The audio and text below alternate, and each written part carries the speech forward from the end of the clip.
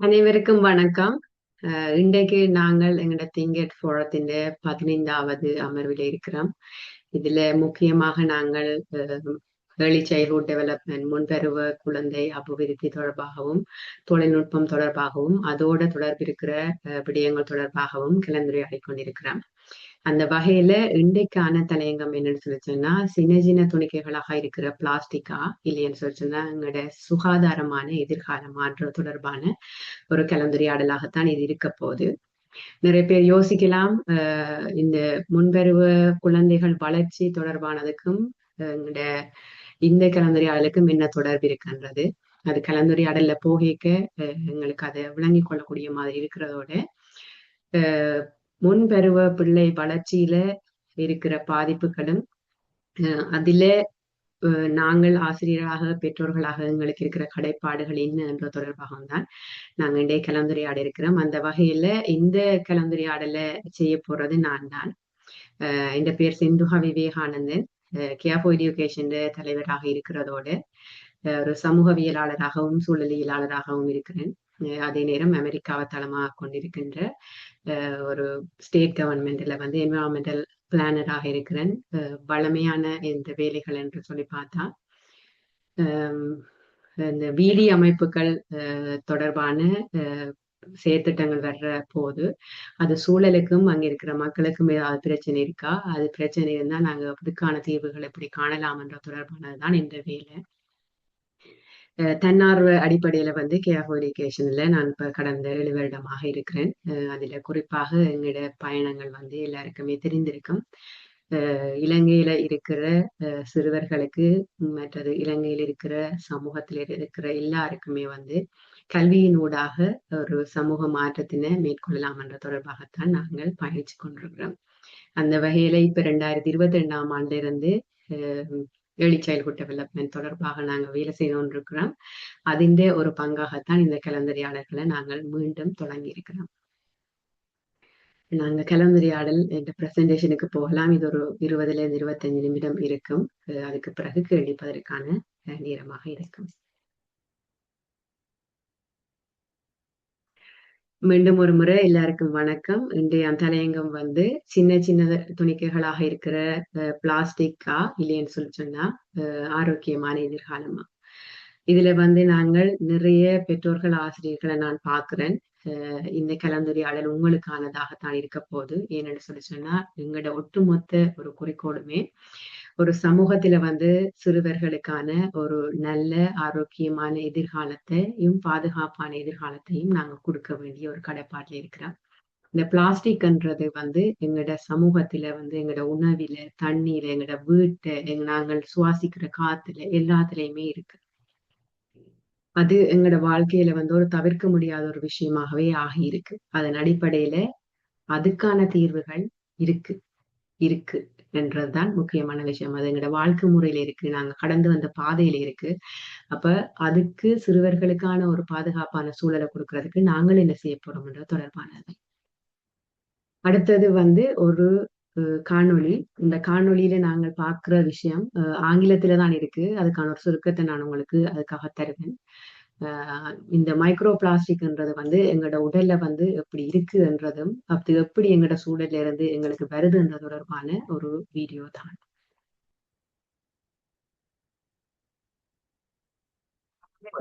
சத்தம் சத்தம் கேக்குதா?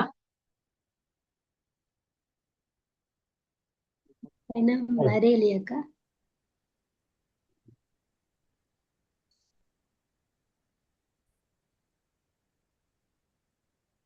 வீடியோ ஸ்கிரீன் தெரியுதோ? யூடியூப் வீடியோ உண்டு.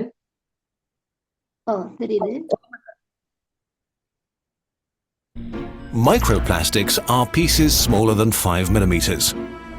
Some of them are used in cosmetics or toothpaste, but most result from floating waste that is constantly exposed to UV radiation and crumbles into smaller and smaller pieces.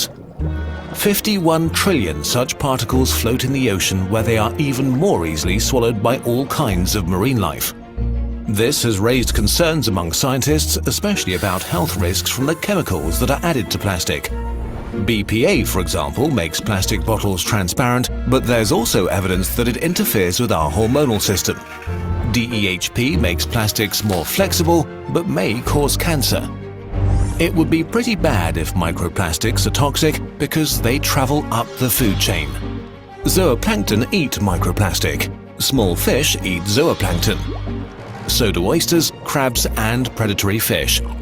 And they all land on our plate. Microplastics have been found in honey, in sea salt, in beer, in tap water and in the household dust around us. 8 out of 10 babies and nearly all adults have measurable amounts of phthalates, a common plastic additive, in their bodies. And 93% of people have BPA in their urine. There is little science about this so far, and right now it's inconclusive. We need a lot more research before panic is justified. But it is safe to say that a lot of stuff happened that we didn't plan for, and we have lost control over plastic to a certain extent, which is kind of scary. Together, we can beat plastic pollution. This video was a collaboration with UN Environment and their Clean Seas campaign. If you want to take action to turn the tide on plastics, go to cleanseas.org and make your pledge.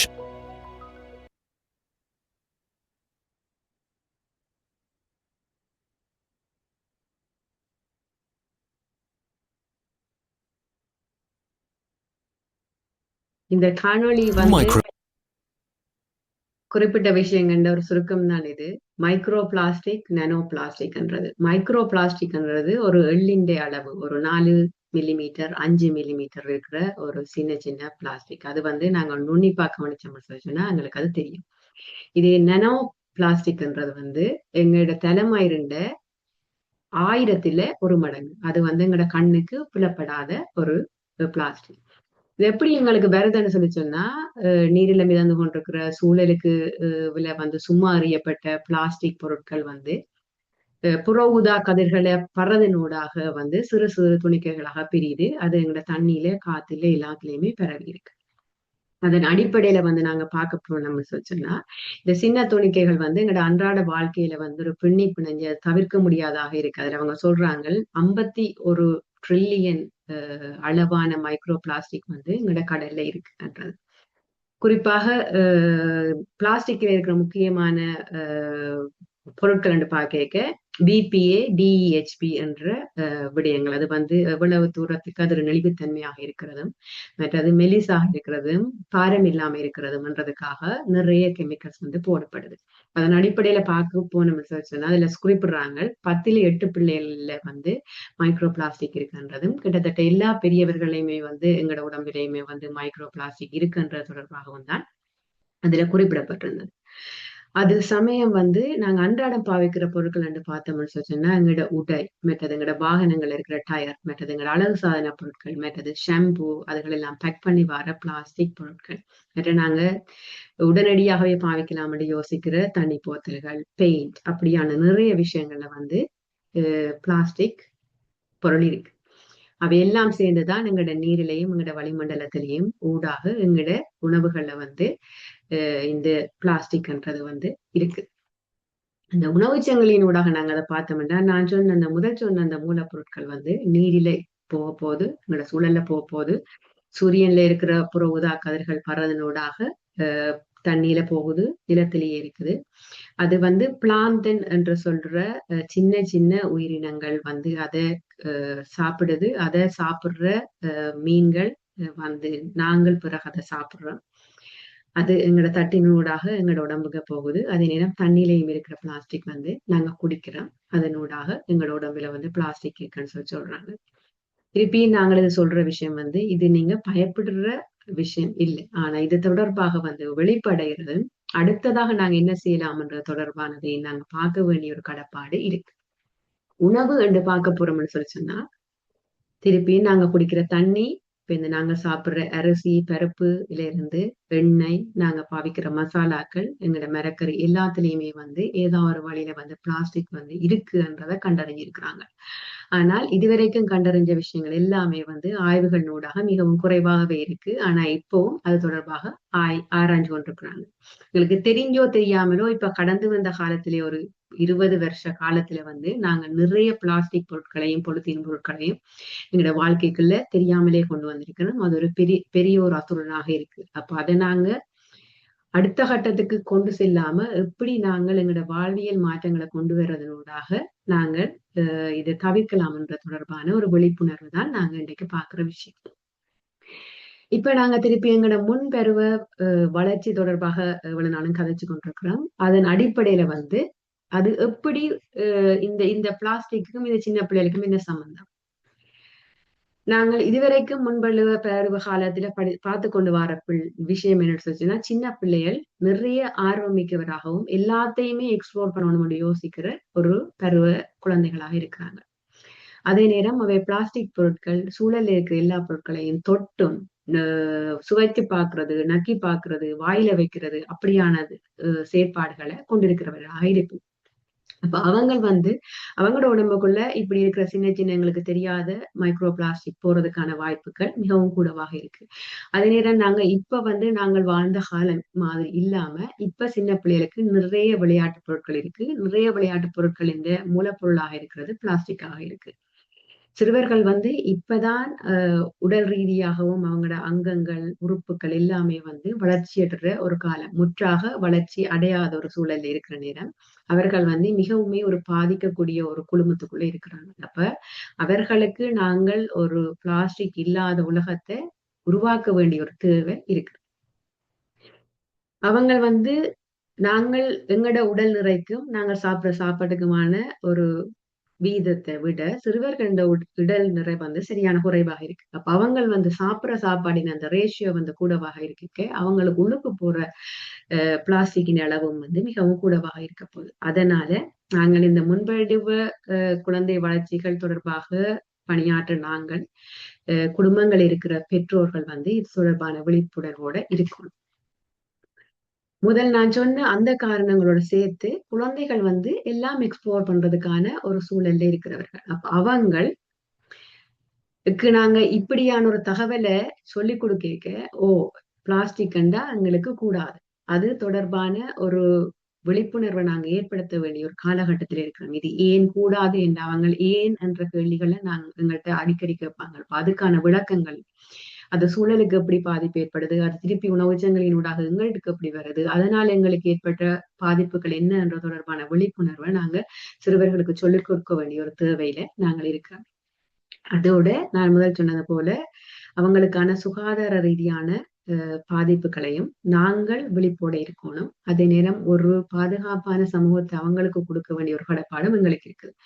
அதுதான் இன்றைக்கு நாங்கள் இது தொடர்பாக கதைக்கணும் என்று யோசிச்சதுக்கான விடயமாக இருக்கு. இப்ப அன்றாட வாழ்க்கையில நான் சொன்ன முதல் பொருட்களை விட நாங்க என்னென்ன விஷயங்களை தவிர்க்கலாம்ன்றதை நாங்க பார்க்கலாம். எனக்கு ஞாபகம் இருக்கு, முந்தி நாங்க வளர்ந்த காலத்துல வந்து இப்ப கடைக்கு போறோம், ஒரு சாமான் வாங்க போறோம், பான் வாங்க போறோமோ இல்ல மரக்கறி வாங்க போறோம்னு சொன்னா ஒரு துணி பையோ இல்ல ஒரு ஓலை பையோ கொண்டு போயிட்டு வாங்கி கொண்டு வருவோம். ஆனா இப்ப எல்லாமே வந்து நாங்கள் ஒரு நாகரிகமான ஒரு வளர்ச்சி என்றதை பச்சுக்கொண்டு பிளாஸ்டிக் பேக்குகளுக்குள்ளதான் எல்லா சாமானையும் போட்டு கொண்டு வர்றது. மற்றது வந்து பிளாஸ்டிக் கண்டெய்னர்ஸ்க்குள்ள தான் நாங்கள் அரிசி பருப்பு எல்லாமே வச்சிருக்கிறோம். என்னன்னு சொல்லிச்சோன்னா அது சுலபம், எடுத்து மாத்தி செய்யக்கல கண்ணாடி என்ன உடைஞ்சு போடும் என்ற ஒரு கருத்து இருக்கு. அது வந்து ஏற்றுக்கொள்ளக்கூடிய கருத்து தான். ஆனா இந்த பிளாஸ்டிக்கால வர்ற விளைவுகளின் ஊடாக பாக்குற போது நாங்க அதை பாவனையை கொஞ்சம் குறைக்கிறது நல்லா. எனக்கெல்லாம் ஞாபகம் இருக்கு, முந்தி ஏதாவது அதை விட்டு ஒரு நிகழ்வு நடக்குது, கோயில் திருவிழாக்கள் நடக்குதுன்னு சொல்லிச்சோன்னா நாங்க தட்டு கொண்டு போயிட்டு சாப்பாடு வாங்கி கொண்டு வருவோம். ஆனா இப்ப வந்து அந்த கன்வீனியன்ட் பஞ்சி மற்றது வெக்கம் என்றதனூடாக எங்களோட பேக்குக்குள்ள வந்து நாங்க ஒரு ஷாப்பிங் பேக் கொண்டு போவோம், இல்ல கோயிலேயே ஷாப்பிங் பேக்கை தருவாங்க, அதுக்குள்ள நாங்க சுட சுட சாப்பாடை போட்டு கொண்டு வருவோம், அதை சாப்பிடுவோம். அதுல இருக்கிற பாதிப்புகள் கூடாது என்று சொல்லி நாங்க ஒரு பொதுப்படையாக பார்த்தாலும் நாங்க அதை எவ்வளவு தூரத்துக்கு எங்களோட அன்றாட வாழ்க்கை மாற்றங்களை கொண்டு வரோம்ன்றது ஒரு கேள்விக்குறியாத்தான் இருக்கு. அது நேரம் இப்ப நாங்க வாங்குற எண்ணெயோ இல்ல வேற ஏதாவது போத்தல்கள் அடைச்சு வர்ற சாமான்கள் எல்லாமே வந்து இப்ப பிளாஸ்டிக் எல்லாம் வருது. மற்றது நான் முதலே குறிப்பிட்டது போல பிள்ளைங்க விளையாட்டு சாமான், நாங்க வளர்ற காலங்கள்ல நிறைய விளையாட்டு சாமான் இல்ல, ஆனா இப்ப வந்து நிறைய விளையாட்டு சாமான் எல்லா பிள்ளைகளுக்கும் போகுது. அப்ப நாங்க இப்படியான விளையாட்டு சாமான் எங்களோட பிள்ளைகளுக்கு வாங்கி கொடுக்குறோம்ன்றது மிகவும் முக்கியமானது. மற்றது அழகு சாதன பொருட்கள், நாங்கள் எங்களோட சுகாதார ரீதியாக நாங்க குளிக்கிறதுக்கு போடுற ஷாம்பூல இருந்து அப்படியான விஷயங்கள் எல்லாம் அடைச்சு வர்றது வந்து பிளாஸ்டிக்ல இருக்கு. ஆனா அது வந்து எங்களால மாற்றலாமாண்டா தெரியாது. ஆனா எங்களோட வீடுகள்ல நடக்கிற நிகழ்வுகள்ல வந்து நாங்க பிளாஸ்டிக்கை பாவிக்கிறது, உடனே பாவிக்கிற தட்டுக்கள், மற்றது சாப்பாடு தட்டு கழுவணும்ன்றதுக்காக வந்து நாங்க முந்தி வாழை இலையில இருத்தி வச்சு சாப்பாடு கொடுக்குறோம். இப்ப எல்லாருக்குமே கன்வீனியன்ட் இருந்து சாப்பிடுறோம் லஞ்ச் ஷீட். சுட சுட சாப்பாடை போடுவோம், சாப்பிடுவோம், தூக்கி எறிவோம், தட்டு கழுவ தேவையில்லை. அப்ப அப்படியான விஷயங்கள் நிறைய இருக்கு. மற்றது நாங்க ஃப்ரிட்ஜில் வைக்கிற சாப்பாடுகள் வந்து கூடுதலாக நாங்க பிளாஸ்டிக் கண்டெய்னர்ஸுக்காக வைக்கிறோம். மற்ற ஸ்ட்ரோ ஜூஸ் அதில் குடிக்க வந்து ஸ்ட்ரோ அதுகள் அப்படியான விஷயங்கள் எல்லாமே வந்து பிளாஸ்டிக்ல இருக்கு. இதுல என்னென்ன விஷயங்களை மாத்தலாம்ன்றதை நீங்க யோசிச்சு பாருங்க. நாங்க பிளாஸ்டிக்ல வச்சிருக்கிற விஷயங்கள் வந்து எப்படி எங்களுக்கு அன்றாட வாழ்க்கையில பாதிப்பு ஏற்படுத்தணும்ன்ற தொடர்பாக நாங்க மிகவும் ஆலோசிக்க வேண்டும். அடுத்தது நாங்க பார்க்க வேண்டிய ஒரு விஷயம் என்னன்னு சொல்லிச்சுன்னா மைக்ரோவேவ். நாங்கள் இங்க இருக்கிற வெளிநாட்டுல இருக்கிற ஆட்களுக்கு வந்து மைக்ரோவேவ்ன்றது ஒரு சாதாரணமான ஒரு வாழ்வியல் உண்டாக மாறிட்டுது. ஆனா இலங்கையை பொறுத்தவரையில இப்ப கடந்த ஒரு 10 வருடங்கள்ல தான் இருக்கு நிறைய பேர்கிட்ட விட்ட மைக்ரோவேவ் இல்லை. அப்ப நான் இது ஒரு நல்ல விஷயம் இன்றைக்கு நாங்க இதை காட்டுறதுக்குன்றது நான் யோசிச்சேன். நான் அதன் அடிப்படையில இந்த வீடியோவையும் நாங்களுக்கா பார்த்துட்டு வருவோம். இதுவும் ஆங்கிலத்துல தான் இருக்கு. What should you never do when preparing food for your kids or heck, even yourself? Don't microwave their food in plastic containers. And the reason for this is pretty simple. The American Academy of Pediatrics warns families to avoid this practice because when plastic containers are heated up, they can release harmful chemicals into that food. And kids are the biggest concern, of course. Why? Well, these leached chemicals may interfere with the child's hormones, development, also increasing their risk of childhood obesity. So avoid microwaving infant formula, pumped milk in plastic, anything, and just try to use alternatives to plastic. Glass containers are a great example. Make sure that your containers always say microwave safe. And in that same vein, just putting really hot liquids in a plastic container could put it at risk for leaching chemicals. And I see people do this all the time. This is why we host the show. You know, and this is what, tell your friends who have kids, if you see them putting a plastic bottle in with baby formula and they're heating it up, just tell them you heard it on the doctors, don't do that.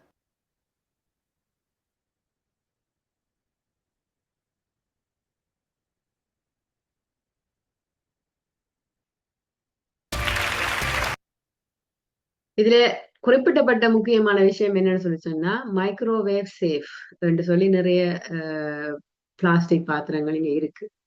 ஆனாலும் வந்து micro safe என்று சொல்லி போட்டிருக்கிற plastic பாத்திரங்களை வந்து அந்த கம்பெனிகள் வந்து டெஸ்ட் பண்றது வந்து அது வந்து உருகாதா, சாப்பாடு வந்து வெளியில வராதா, அதனால ஏதாவது பாதிப்பு வருமானதை மட்டும்தான் பார்க்கதொழிய அதுல இருக்கிற மைக்ரோ பிளாஸ்டிக்கோ நானோ பிளாஸ்டிக் சம்பந்தமானதோ இல்ல அது வந்து என்னென்ன கெமிக்கல்ஸ் வந்து வெளியாகுதோன்ற தொடர்பான விடயங்களை அவங்க பாக்குறீங்க. அதன் அடிப்படையில வந்து ஒரு ஆய்வறிக்கை குறிப்பிடப்படுது என்னன்னு சொல்லி சொன்னா நாங்க ஒரு கன அளவு இருக்கிற ஒரு பிளாஸ்டிக் பாத்திரத்தை 3 நிமிஷம் வந்து மைக்ரோவேவ்ல ஹீட் பண்றோம்னு சொல்லிச்சுன்னா 4.22 மில்லியன் மைக்ரோ பிளாஸ்டிக்கும் 2.11 பில்லியன் நானோ பிளாஸ்டிக்கும் வந்து வெளியிடப்படுதுன்னு சொல்லி சொல்றாங்க. அதே நேரம் நாங்கள் சரி ஹீட் பண்ணத்தானே கூடாது, அப்ப நாங்க பிளாஸ்டிக் பாத்திரத்துல வந்து நாங்க சொன்ன மாதிரி அரிசி பருப்புகள் வந்து பாவிச்சு சேர்த்து வைக்கலாமான்னு சொல்லி பார்த்தா இதே அளவு கன அளவு இருக்கிற ஒரு பாத்திரத்துல 6 மாசத்துக்கு மேல ஃப்ரிட்ஜ்லயோ இல்ல எங்களுடைய அரவப்பு நிலையிலயோ நாங்கள் ஒரு அரிசி பருப்போ என்னவோ வச்சிருக்கிறோம்னு சொல்லிச்சோம்னா அதுலயும் வந்து கிட்டத்தட்ட மில்லியன் கணக்கும் பில்லியன் கணக்கிலையும் வந்து இந்த பிளாஸ்டிக் துணிக்கைகள் வந்து வெளியேறதுக்கான வாய்ப்புகள் இருக்க மாட்டோம் அந்த ஆய்வறிக்கை குறிப்பிடு. அப்ப நாங்கள் வந்து இங்க பார்க்க வேண்டிய முக்கியமான விஷயம் இந்த பிளாஸ்டிக்கை நாங்கள் எப்படி தவிர்க்கலாம்ன்றதுதான். இப்ப இன்றைக்கு நாங்கள் இந்த பார்த்த விஷயங்கள் வந்து குறிப்பாக ஒரு விஞ்ஞான ரீதியாக இப்பதான் ஆய்வறிக்கைகள் வந்து கொண்டிருக்குது. அதன் அடிப்படையில வந்து உலக சுகாதார அமைப்பு வந்து குறிப்பிட்டிருக்கு.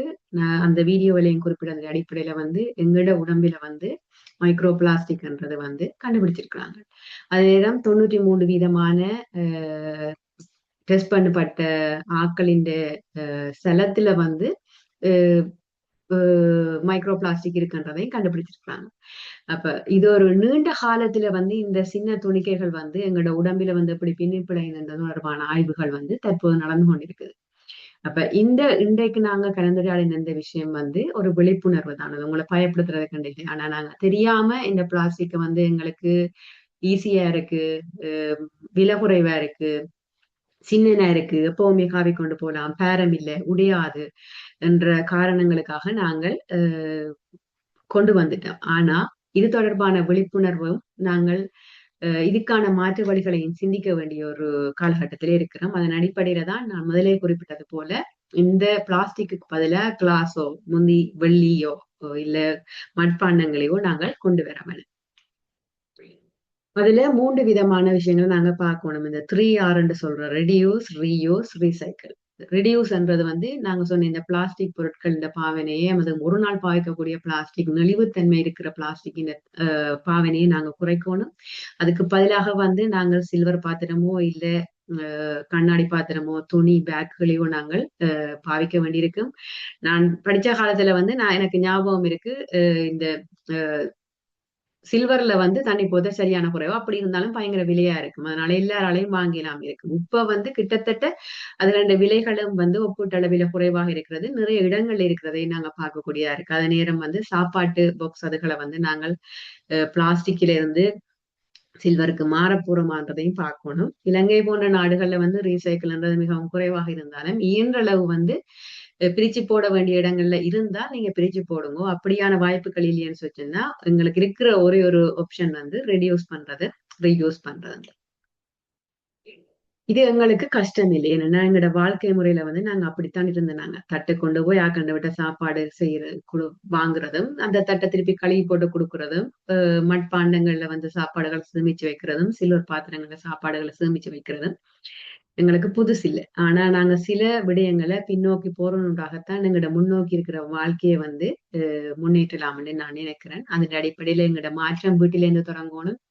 நாங்க பாவிக்கிற கண்டெய்னர்ஸ் மாறணும். எங்களோட உணவு பழக்க வழக்கங்கள்ல நாங்கள் அது வடிவாக கழுவி பாவிக்கணும். வீடுகளை வந்து எப்பவுமே சுத்தமாக வச்சிருக்கணும். காத்தோட்டமாக இருக்கிற வீடுகளை வச்சிருக்கணும். இதே விடயம் எங்களோட முன்பள்ளிகள்லையும் எங்களோட பாடசாலைகள்லையும் பொருந்தும். சின்ன பிள்ளைகள் வந்து பிளாஸ்டிக்ல சாப்பாடு கொண்டு வராங்கன்னு சொன்னால், பிளாஸ்டிக் போத்தல தண்ணி கொண்டு வர்றாங்கன்னு சொன்னா ஆசிரியராக எங்களுக்கு ஒரு கடைப்பாடு இருக்கு. இது வந்து கூடாது, இது சூழல்ல உட்காம இருக்க போது, ஆனா சூழலுக்கு நிறைய கெமிக்கல்ஸை வந்து வெளியிடும். அதனால நாங்கள் இதை மாத்தோணும்ன்றது ஆரோக்கியமான வழியில பிள்ளைகளை கைகழுவி பாவிக்கிற விடயங்களும் சுத்தமாக வச்சிருக்கிறது. எங்களோட முன்வழிகளையும் பாடசாலையும் இருக்கிற பொருட்கள், விளையாட்டு சாமான்கள் எல்லாமே வந்து எவ்வளவு தூரத்துக்கு பிளாஸ்டிக் இல்லாம மரங்கள்லயோ துணிகள்லயோ இருக்கக்கூடிய மாதிரியான வகையில மாற்ற வேண்டிய ஒரு தேவை எங்களுக்கு இருக்கு. அடிப்படையில நான் இந்த விஷயத்த சொல்லி முடிக்கலாம்னு நினைக்கிறேன். எங்களோட வாழ்க்கையில இன்றைக்கு நாங்கள் செய்யற சின்ன சின்ன மாற்றங்கள் எதிர்கால சந்ததியினரை ஒரு சுகாதாரமானதும் ஆரோக்கியமானதும் ஒரு வாழ்க்கை முறைக்கு கொண்டு போகும். இந்த குறிப்பிட்ட விஷயம் வந்து ஒரு பயப்படுத்துற விஷயம் இல்லை, இருக்குது. நாங்க இது தொடர்பாக விழிப்படைவோம். எங்களோட கலாச்சார ரீதியாக நாங்கள் பின்பற்றின பழைய முறைகளை திருப்பி கொண்டு வருவோம். அதனூடாக ஒரு நல்ல எதிர்காலத்தை கொண்டு போவோம் என்ற தொடர்பான ஒரு கலந்துரையாடலுக்கு தான் நாங்கள் இந்த பிரசன்டேஷன் செய்யணும் என்று யோசிச்சாங்க. அதன் அடிப்படையில வந்து உங்களுக்கான கேள்விகள், பதில்கள், கேள்விகள், சந்தேகங்கள், கருத்துக்கள் இருந்தா அதுக்கான நேரம் தான் இப்ப. நன்றி.